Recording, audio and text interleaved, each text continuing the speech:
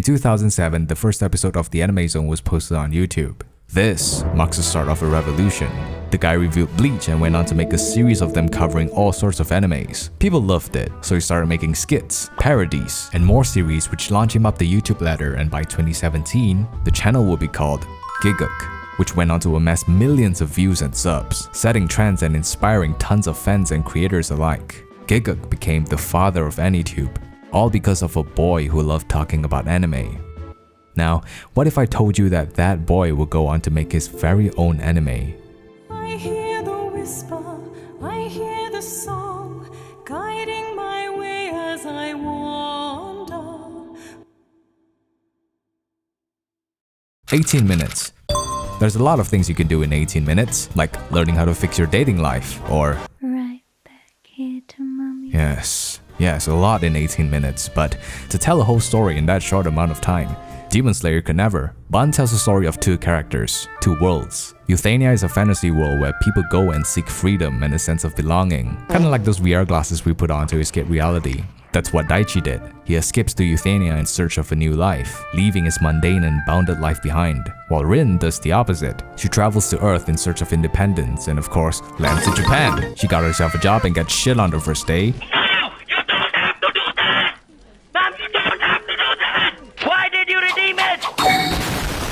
While in Euthania, Daichi's in La La Land. He camps and eats and even gets to say the N-word. These are two characters exploring the boundaries of adulthood, where they're not quite sure who they are yet. It's this feeling of being out of place and yet searching for meaning that makes the story charming. It's not baan or ban, it's baan. It means home in Thai, and garnt is Thai. It makes sense now. The story draws on his and his wife's experience, caught between cultures and figuring out adulthood as an expat straddling east and west. It's not autobiographical, but you can feel his fingerprint all over the story, in the characters. You can feel the care he puts into this. It's not merely a passion project. No, Garn, you're underselling it. This embodies everything he has accomplished in the last 15 years, forged and animated into an 18-minute short film. Baan is bigger than an anime. It's a statement piece. I don't even care if it's bad or if it's good. Just the fact that a YouTuber was able to make a legitimate anime says a lot. But it isn't as sweet as it sounds, is it? Garmanitapo was like any other typical Asian kid. And with typical Asians, our jobs were predetermined right out the womb. Kinda like Pokemon, it's either a doctor, lawyer, or an engineer. He chose the last. He did his degree and master's in engineering and even got a decent job at the BBC. Back then, being a YouTuber wasn't even a thing. YouTube was just a fun side quest, so the only way to pay rent is to get a job. Except it didn't pay rent. Nope. Even after getting a good job, he found himself pinching pennies and even had to ask his parents for money. And I know that feeling very well. Imagine your parents tirelessly working to put you through school and uni, and once you graduate, you're kinda expected to repay the favor and hopefully be able to retire them one day. You know, that's the unwritten goal as children. And yet, here you are, asking for £100 to cover rent. Anyone would feel pathetic, but he didn't give up. He moved back with his parents, which meant longer commute to work. Nothing really changed. He was still stuck in the 9-to-5 shithole, plus an additional 5-hour commute. He'd wake up at 5, take 2 hours to get to work, come back at 8, eat dinner, but at the end of the day, he would script. Get a better job, a closer one. I would have done everything differently, even asked to give up my YouTube channel to focus on what really pays. But not Garnt. Despite the demanding lifestyle he was living, he'd always make time for YouTube. And he'd do this on repeat for a whole year, and by the end of that year, he had saved up enough money to support himself for 6 months. That was the deadline for him to be a full-time YouTuber.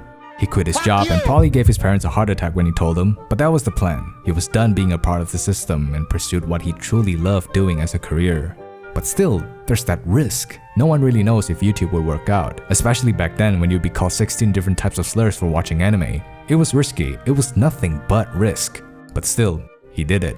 Fast forward today, he is the biggest AniTuber that just made his own anime. As an anime YouTuber myself, Gigguk was an icon to me, and I'm sure to a lot of us who started making anime videos. He inspired us. I basically started making anime content because of him. He's kinda like my shinpai, you know? I have so much respect for the guy and how far he's come over the years, how he doesn't get blinded by fame, and how his passion still burns deeply even after a decade of doing this. That's something that most creators end up struggling with. When the money and views start rolling in, you start to wonder what it is you're really doing it for. Is it the numbers or the love I have for creating?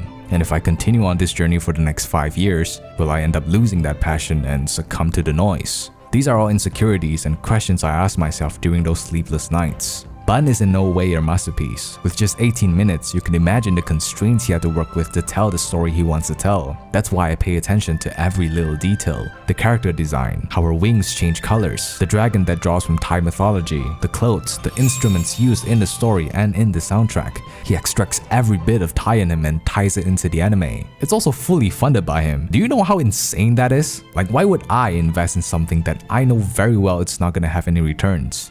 But Baan showed me the reason, that it's possible to have that fire burning and keep loving what you do, even if that meant burning 6 figures in your bank account. If there is anyone in the anime community worthy of making an anime, it's him. He even made it so everyone could watch it for free, which not only means I can skip worrying about copyright, but also, I get to use Kevin Pankin's music for free!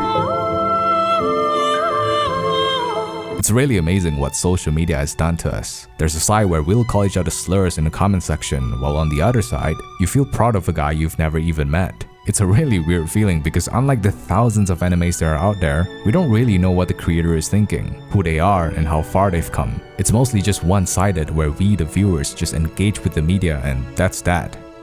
But ever so often, you can feel their passion seep through the characters and make its way into the story. See, that's the kind of anime or manga or manhwa that touches people's lives. And with Baan, we actually have a genuine connection with the creator. You know the guy, you've seen his videos and how he worked for the BBC. And as someone who has watched his videos for years and seeing him grow as a person to now making his own anime, I know Asian dads don't usually say this. So, I'm proud of you, Garnt. Genuinely. Like, it's not just an anime, no, you don't understand. It's the fact that the guy who started out just making anime videos online eventually made an anime himself. There's really nothing more proud and inspiring than that. Because if he looked back to that boy who started reviewing Bleach in his bedroom, I bet he would have never imagined he'd be making his own anime one day. Baan is a project of a lifetime. If you watched it without knowing Gigguk and his journey, it would have been like walking on ash.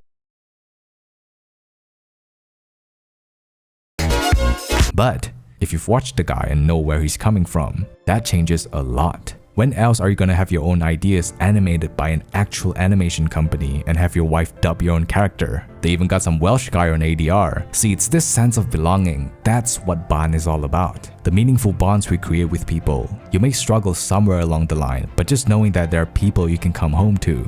People that make you feel at home.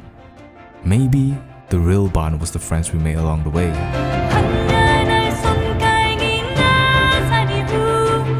Hey guys, hey guys, hey guys, hey guys, hey guys, hey guys, hope you enjoyed that video. Like, you were not born to have a home. You were born to find a home.